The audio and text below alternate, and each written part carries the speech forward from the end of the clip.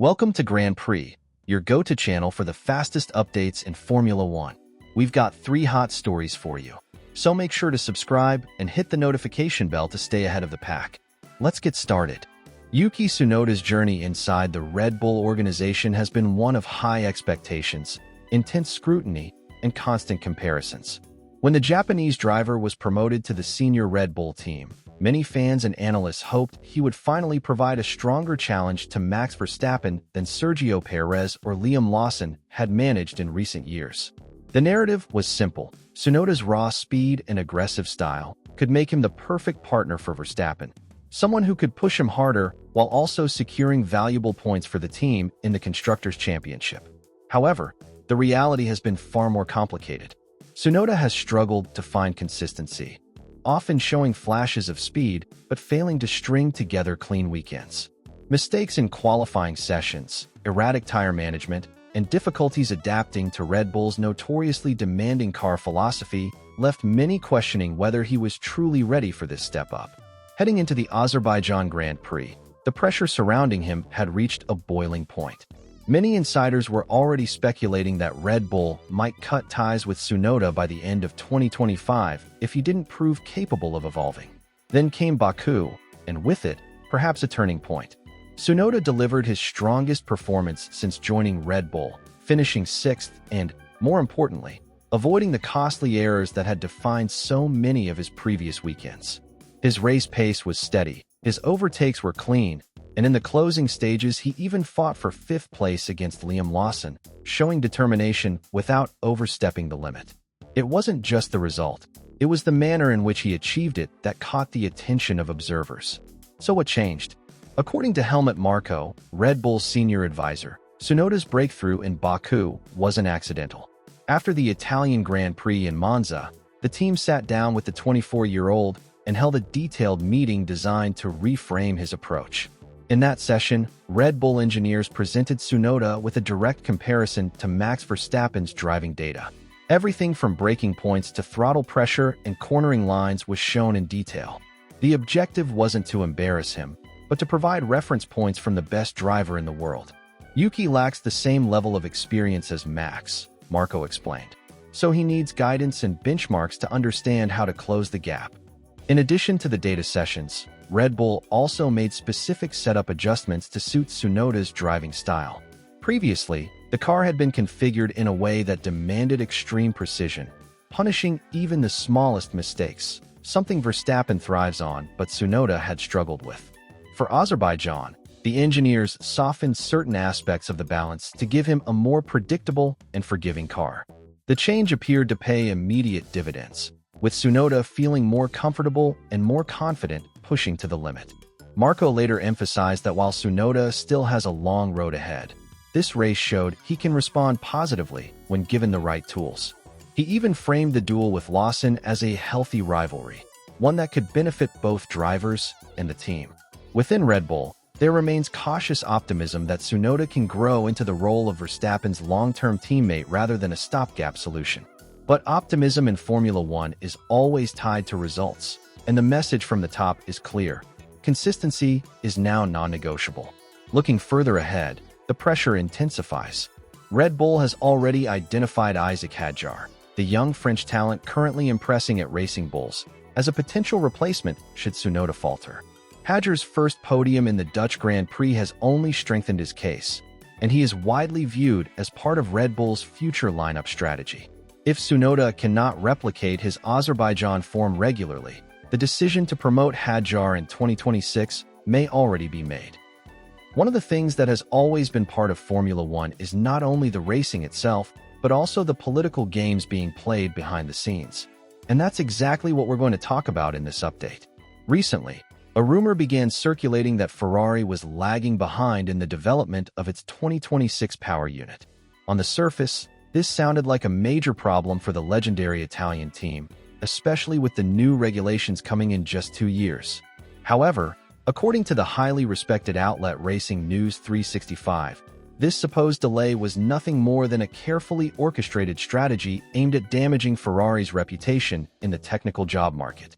The idea behind spreading such a rumor is straightforward.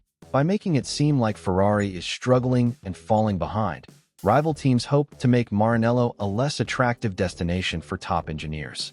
And this timing is far from accidental. Right now, every team is intensively recruiting specialists to prepare for the massive regulation overhaul in 2026. Casting doubt on Ferrari's readiness could push potential hires toward other outfits, such as Mercedes, Red Bull, or even newcomers like Audi. The speculation intensified after the departure of Wolf Zimmermann and Lars Schmidt, two engineers who left Ferrari to join Audi's project. At first glance, their exit looked like a serious setback. But in reality, their work on Ferrari's future car had already been completed months ago. The leadership of the power unit program is now firmly in the hands of Enrico Galtieri, the head of Ferrari's engine department, and insiders report that dyno tests for the new unit are already scheduled. This clearly contradicts any notion that Ferrari is behind schedule. In fact, sources suggest that Ferrari's 2026 engine has been designed to operate at higher internal temperatures with reduced heat exchange requirements, giving it a unique edge in efficiency. Furthermore, the team has integrated innovative fluid dynamic solutions and strengthened its aerodynamic package thanks to the addition of Frank Sanchez, another respected figure in the technical world. Taken together, these developments suggest that Ferrari is not only on schedule, but may actually be ahead of the curve, with enough breathing room to test bold new ideas rather than rushing to catch up. Meanwhile, a silent war is unfolding in the engineering job market. Ferrari and Mercedes are leading the charge, both heavily recruiting to bolster their staff before the 2026 reset. Some insiders believe Mercedes will enter the new era with a slight advantage.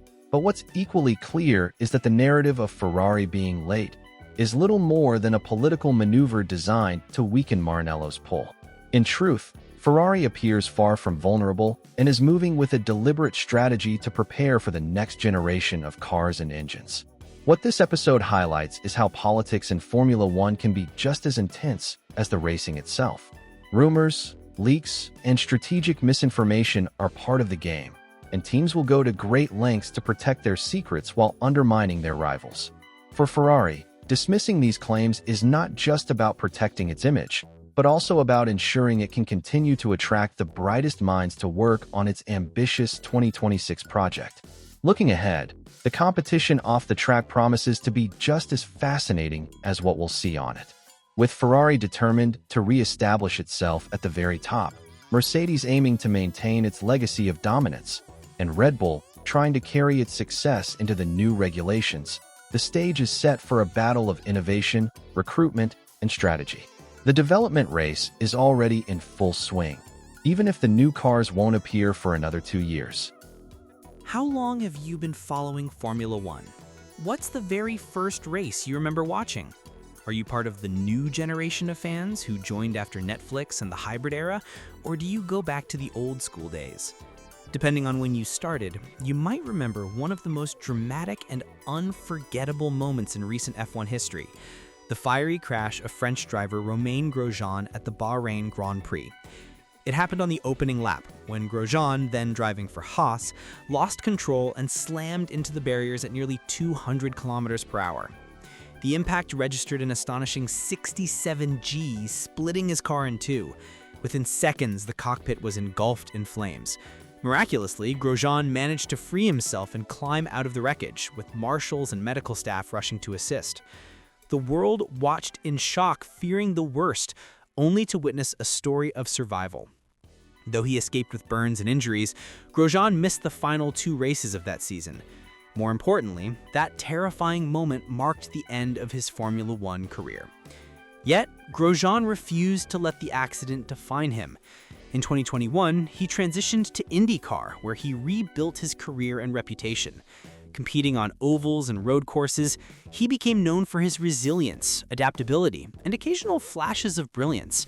Between 2021 and 2024, he stood on several podiums and gained a strong fan base in the United States. Still, he often admitted in interviews that he felt his F1 journey had ended too abruptly, without the farewell every driver dreams of. Now, that farewell is finally happening. Haas has invited Grosjean back for a special test session this Friday at the Mugello circuit in Italy. Behind the wheel of the VF23, the team's car from the 2023 season, Grosjean will reconnect with familiar faces, including Ayao Komatsu, who now serves as team principal. Team CEO Gene Haas personally supported the initiative, framing it not only as a symbolic gesture, but also as part of the team's ongoing car development program. Officially, it's a TPC session, testing previous cars, which means Haas can also use the day to evaluate setups and experiment with ideas relevant for the 2026 regulations. For Grosjean, however, this test goes far beyond technical work. It represents closure. In his statement to the press, he said he felt extremely grateful for the opportunity and emphasized how emotional it will be to sit in an F1 cockpit again. He also revealed a personal detail. Back in 2020, after his crash, his children had designed a helmet for what was supposed to be his farewell race in Abu Dhabi. Because of the accident, he never had the chance to wear it. Now, almost 5 years later, he will finally put that helmet on while driving an F1 car, giving his family and fans the goodbye they always deserved. The moment resonates deeply within the paddock. For some, it's a reminder of the ever-present risks of the sport and the importance of continuous safety innovations. For others, it's a story of perseverance, how Grosjean turned tragedy into a second career, proving that resilience matters as much as raw speed. And for Haas, it's also a chance to reconnect with one of its most recognized former drivers, using the occasion to generate goodwill and positive headlines.